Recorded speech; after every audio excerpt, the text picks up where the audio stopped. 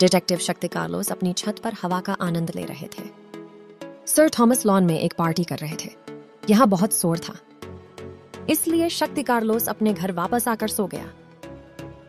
अगले दिन शक्ति कार्लोस को पता चला कि सर थॉमस की हत्या कर दी गई है।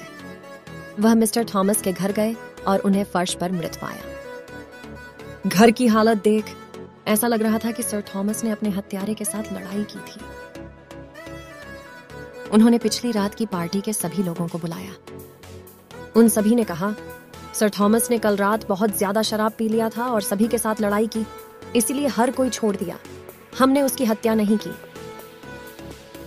लेकिन इन तीनों में से एक झूठ बोल रहा है। क्या आप अनुमान लगा सकते हैं कि वह कौन है? बताइए बताइए, शक्ति का आर्मी।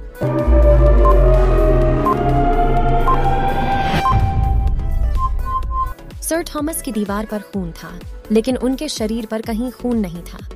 ये हत्यारे का खून होना चाहिए। तीसरे व्यक्ति के सिर पर पट्टी पर खून है।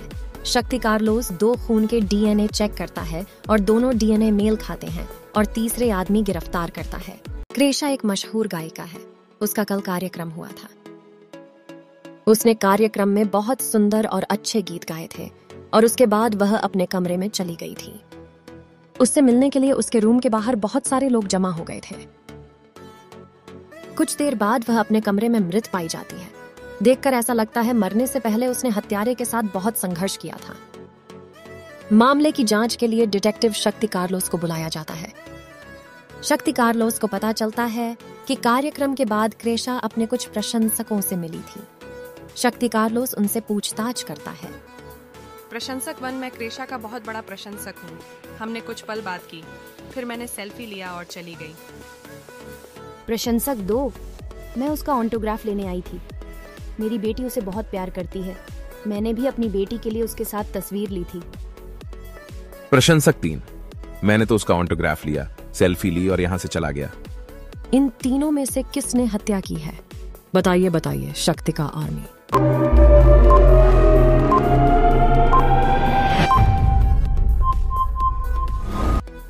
क्योंकि क्रेशा के रूम का दरवाजा 10:45 पर तोड़ा गया और प्रशंसक 1 ने सेल्फी 10:46 पर ली थी। वही आखिरी व्यक्ति थी जो क्रेशा से मिली थी और उसकी हत्या की थी। एमी अपने होटल के कमरे में आराम कर रही थी, तभी उसे दरवाजा खटखटाने की आवाज सुनाई दी। वह दरवाजा खोलती है तो उसे सामने एक आदमी खड़ेढ़ा दिखाई देता है। वह कहता है, माफ करना, मुझे लगा ये मेरा कमरा है। क्या वह आदमी संदेहजनक नजर आता है? बताइए बताइए, शक्ति का आर्मी।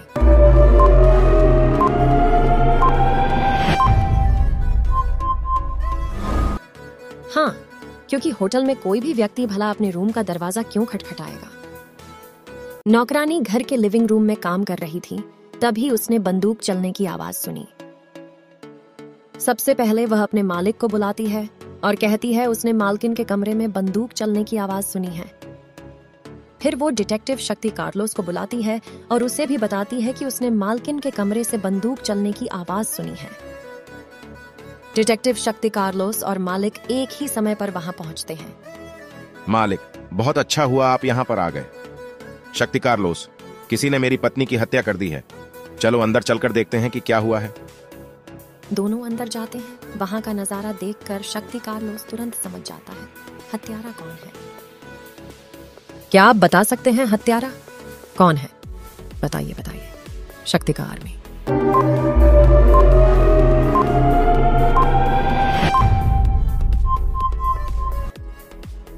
हत्यारा पति है, क्योंकि नौकरानी ने तो उसे नहीं बताया था कि उसकी हत्या हो गई है। उसने तो सिर्फ बंदूक चलने की आवाज सुनाई दी, इतना बताया था। तो उसे कैसे पता चला कि उसकी पत्नी की हत्या हो गई है? अगर आपको डिटेक्टिव शक्ति कार्लोस की वीडियो पसंद आए तो लाइक एंड सब्सक्राइब और शेयर कर दीजिए। धन्यवाद।